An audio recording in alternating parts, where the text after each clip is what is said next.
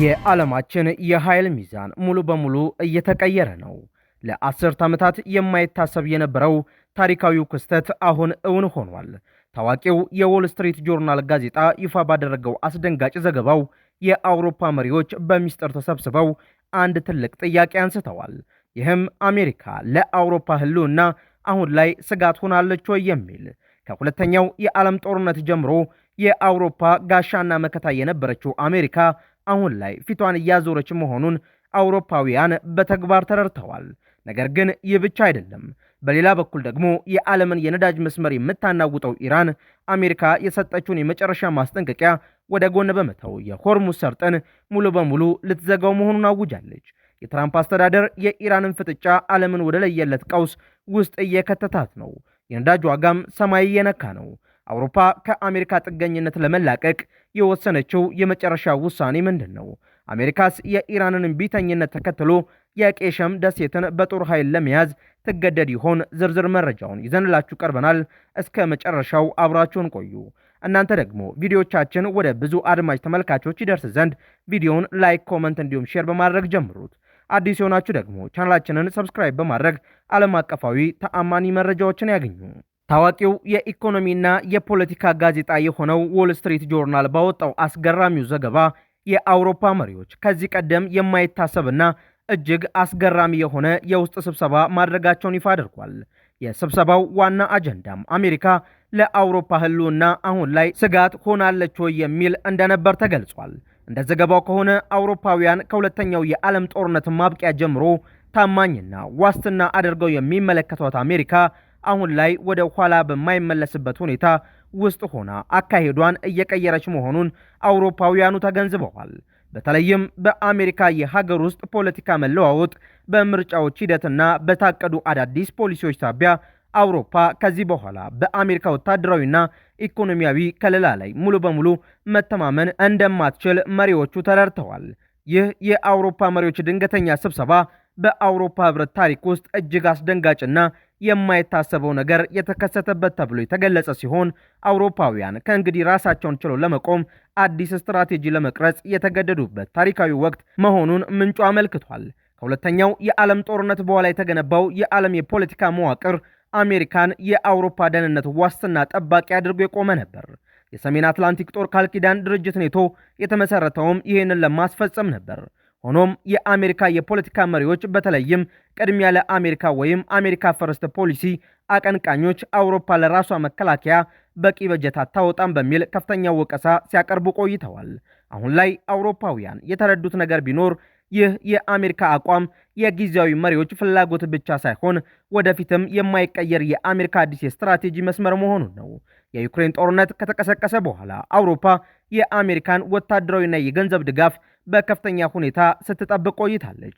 ነገር ግን በአሜሪካ ኮንግረስ ወይም ምክር ቤቱ ውስጥ የተፈጠሩት የፖለቲካ ውዝግቦችና ለዩክሬን የሚሰጠው ድጋፍ መዘግየት ለአውሮፓውያን ትልቅ የማንቂያ ደውል ሆኖላቸዋል። አሜሪካ በገዛ ሀገሯ ውስጣዊ ፖለቲካ ምክንያት የአውሮፓን ደህንነት አደጋ ላይ ልትጥል እንደምትችል በተግባር ያዩበት አጋጣሚም ሆኗል። አሜሪካ ለአውሮፓ በቀጥታ ወታደራዊ ጥቃት ስለምትሰነዝር ሳይሆን በሁለት ዋና ዋና ምክንያቶች ነው ስጋት ናት የተባለችው። አንደኛው የመከላከያው ክፍተት መፈጠር ሲሆን አሜሪካ ከኔቶ ልትወጣ ትችላለች ወይም ለአውሮፓ የምትሰጠውን ጥበቃ ልትቀንስ ትችላለች የሚለው ስጋት ሩሲያና ሌሎች ኃይሎችን በአውሮፓ ላይ ያላቸው ተጽዕኖ እንዲያጠናክሩ በር ይከፍታል። ሁለተኛው የኢኮኖሚ ጦርነት ሲሆን አሜሪካ የምትከተላቸው የሀገር ውስጥ ምርትን ብቻ የማበረታታት ፖሊሲዎች፣ ለምሳሌ የዋጋ ንረትን ለመቀነስ ያወጣቻቸው ሕጎች የአውሮፓን ኩባንያዎችና ኢኮኖሚያቸውን በእጅጉ የሚጎዱ ናቸው። ወደ ኋላ መመለስ የለም የሚለው የአውሮፓ መሪዎች ንግግር የደረሱበትን የመጨረሻ ውሳኔ የሚያሳይ ነው። ከዚህ ቀደም አሜሪካ ውስጥ አዲስ ፕሬዝዳንት ሲመረጥ ግንኙነቱ ይስተካከላል የሚል ተስፋ ነበራቸው። አሁን ግን ችግሩ የሊቀመንበር ወይም የፕሬዝዳንት መቀየር ሳይሆን የአሜሪካ ሕዝብና የፖለቲካ መዋቅሩ በአጠቃላይ ወደ ብቸኝነት እያዘነበለ መሆኑን ተገንዝበዋል። ስለዚህ አውሮፓ የራሷን የጦር ሰራዊት መገንባት፣ የራሷን የደህንነት መዋቅር ማጠናከርና ከአሜሪካ ውጭ የሆኑ አማራጮችን መፈለግ እንዳለባት ሙሉ በሙሉ አምነዋል። ይህ ክስተት የዓለም ጂኦፖለቲካ ከአንድ ዋነኛ ኃይል ወደ ብዙ ኃያላን እየተቀየረ መሆኑን የሚያሳይ ማረጋገጫም ጭምር ነው። አውሮፓ ከአሜሪካ ጥገኝነት ለመላቀቅ የምታደርገው ጥረት የራሷ የሆነ ከፍተኛ የኢኮኖሚና የፖለቲካ ዋጋ የሚያስከፍላት ቢሆንም የህልውና ጉዳይ በመሆኑ ግን ምርጫ የሌለው መንገድ ሆኖ አግኝተዋለች። በሌላ በኩል ኢራን የአሜሪካን የመጨረሻ ማስጠንቀቂያ ውድቅ ማድረጓንና የሆርሙዝ ሰርጥ ጉዳይን ከኦማን ጋር ብቻ እንደምትወስን አስታውቃለች። ኢራን የአሜሪካንን መንግስት የሰጣትን የመጨረሻ ጊዜ ገደብ በቀጥታ ውድቅ ማድረጓንና የሆርሙዝ የባህር ሰርጥ ከሰሜናዊው የኢራን የባህር መስመር ውጪ ለሌሎች ዝግ ሆኖ እንደሚቀጥል ማስታወቋን የሀገሪቱ ታስኒም የዜና ወኪል የውስጥ ምንጮቹን ጠቅሶ ዘግቧል። በቅርቡ አክሲዮስ እና የአሜሪካ ባለስልጣናት ኢራን የሆርሙዝ ሰርጥን ሁሉንም የባህር መስመሮች ክፍት ልታደርግ ነው በማለት ያሰራጩትን መረጃ የቴህራን ባለስልጣናት ሙሉ በሙሉ አስተባብለዋል። ኢራን በሰጠችው መግለጫ ስለ ሰርጡ የወደፊት ዕጣ ፈንታና የአሰራር ዝግጅት ማንኛውንም ውሳኔ የመወሰን መብትና ኃላፊነት ከኦማን ሱልጣኔት ጋር በመመካከር የኢራን እስላማዊ ሪፐብሊክ ብቻ ነው ስትል አስታውቃለች። ይህ የቴህራን ጠንካራ አቋም የመጣው የትራምፕ አስተዳደር ኢራን በዓለም አቀፍ የንግድ መርከቦች ላይ የምታደርሰውን ጥቃት በአስቸኳይ እንድታቆምና ሰርጡን ሙሉ በሙሉ ክፍት እንድታደርግ ሲል ጁላይ 11 ቀን 2026 የሰጣትን የጊዜ ገደብ ተከትሎ ነው። እንደ አውሮፓውያን አቆጣጠር ሰኔ 17 ቀን 2026 በሁለቱ ሀገራት መካከል የተደረሰው የተኩስ አቁም ስምምነት መፍረሱን ፕሬዝዳንት ዶናልድ ትራምፕ በትሩዝ ሶሻል ገጻቸው ላይ ባስተላለፉት መልእክት ይፋ ማድረጋቸው ይታወሳል። ኢራን የሆርሙዝ ሰርጥን እንደ መደበኛ ዓለም አቀፍ የባህር መስመር ማየቷን አቁማለች። ይልቁኑ ሰርጡ ሙሉ በሙሉ በኢራንና በኦማን የግዛት ክልል ውስጥ የሚገኝ የሀገር ውስጥ የውሃ አካል ነው የሚል አዲስ ትርጓሜን እየሰጠችው ትገኛለች።